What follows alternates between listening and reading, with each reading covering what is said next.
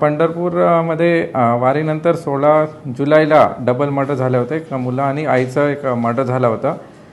ते बंद खोलीमध्ये घरामध्ये तलवारी घेऊन वार केले होते असं ते एक दृश्य होतं. त्याच्यानंतर सतत ह्याच्यामध्ये इन्व्हेस्टिगेशन करतात आलेले आहे.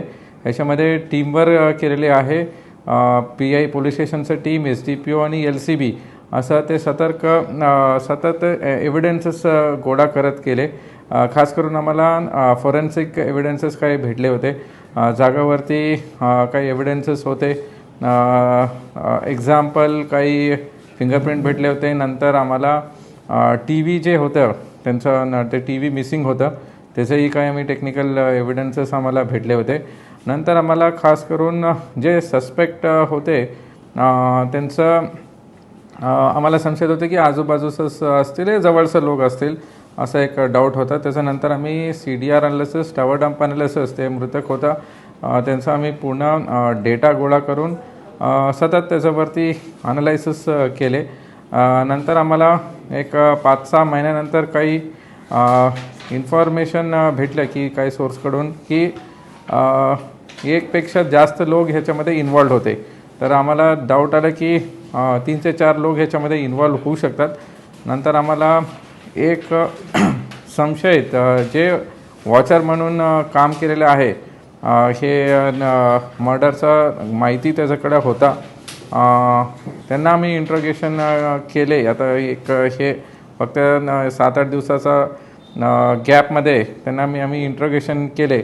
नंतर त्यांना ते टेक्निकल गोष्टी, त्याचा मोबाईल स्पॉटला होता, ते नवीन सिम कधी घेतलं होतं आणि असं काही गोष्टी आम्ही तयार करून त्याला व्यवस्थित इंट्रोगेशन केल्यानंतर ते एक जुविनाईल आरोपी आमचं समोर सगळं कबुली दिला. नंतर त्याचा स्टेटमेंटही झाला. नंतर आम्हाला जे मेन आरोपी होता ते इन्वॉल्व होते, ते दोन्ही मला चुलत भाऊ आहे. त्यांनी मेन आरोपी प्लॅनिंग केले होते. नंतर ते दोन्ही कसं हे मर्डर केले होते त्याचं माहिती पूर्ण समोर आलं. नंतर आम्हाला त्यांना आता काल आरोपी अटक केलेले आहे, 2 आरोपींना, आणि हे जुवेनाईल आरोपी त्याला जुवेनाईल कोर्टात प्रोड्यूस केलेले आहे. तसेच आम्हाला काल ते TV जे ते डिस्ट्रॉय केले होते ते आम्हाला ते पंढरपूरचं चंद्रभागा नदीमध्ये सापडले आहे. आज वेपन जे यूज केले होते तेही आज रिकव्हरी झालेले आहे. तसंच आम्ही हे सगळं जे वेपन यूज केले होते आणि काही टेक्निकल एव्हिडन्स हे गोळा करून आरोपी निष्पन्न करून गुन्हा डिटेक्ट झालेले आहे. हे पूर्ण क्रेडिट ESP पंढरपूर प्रशांत दगडे, त्यांचं टीम, नंतर LCB टीम आणि पोलीस स्टेशनचं टीम, हे सगळं मिळून काम केलेलं आहे. प्रत्येक अधिकारी, अंमलदार वेगवेगळं त्यांना क्लू भेटलं, एव्हिडन्स भेटलं, ते जॉईन करत गेले आणि नंतर खूप कमी क्लूमध्ये त्यांना सगळं उघडकीस आणण्याचं त्यांचं श्रेय जाते. धन्यवाद.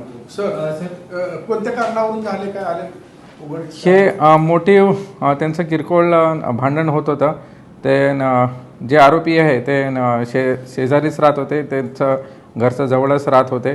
त्यांचं छोट्या कारणामध्ये भांडण होते. ते उदाहरणार्थ काही TV जोरात लावत होते असं त्यांचं म्हणणं होतं. काही क्रिकेट खेळण्यामध्ये त्यांचं काही वाद होत होते. नंतर काय तिथं अड्डामध्ये बसत होते तेव्हा तिथं किरकोळ भांडण झालेले आहे. असं कारणामध्ये त्यांचं रोष 2-3 महिन्यापासून वाढले होते आणि ते पूर्ण प्लॅनिंग करून हे सगळं मर्डर केलेले आहे. जमिनीचा काय वाद होता का? नाही, जमिनीचं काही वाद नव्हतं. ते टेक्निकल एव्हिडन्स आणि विथ प्रूफ आम्हाला हे सगळं जोडायला लागते. जे आरोपी समोर असलं तरी त्याचं हे तुम्हाला सांगू इच्छितो की आरोपी स्वतः डायल 112ला फोन करून पोलिसांना खबर दिले होता. ते एवढं हुशार होतं की ते स्वतः सगळं कृत्य करून नदीमध्ये सगळं एव्हिडन्सेस डिस्ट्रॉय करून परत रिटर्न येऊन घरी आला होता. घरी येऊन काही लोक तिथं जमले, तोही स्पॉटला गेला. नंतर तेच न काही लोक सांगितले त्याला की तुम्ही फोन करा पोलिसांना, खबर द्या. तर तो स्वतः तो डायल 112ला फोन केला होता. पोलीस आले होते. ते काही त्याला प्रश्न पण विचारले होते, काही डाऊट पण होता. बट त्यांनी पहिल्यापासून त्यांनी पोलिसांना मिसगाईड केला की हे कारण असू शकतं, असं असू शकतं म्हणून की खूप मिसगाईड झाले होते इन्व्हेस्टिगेशन. तरी आम्ही काही टेक्निकल डाऊट आणि काही गोष्टी समोर आले. नंतर आम्हाला ते एकदम इन्व्हेस्टिगेशनमध्ये आम्हाला गती पकडलं.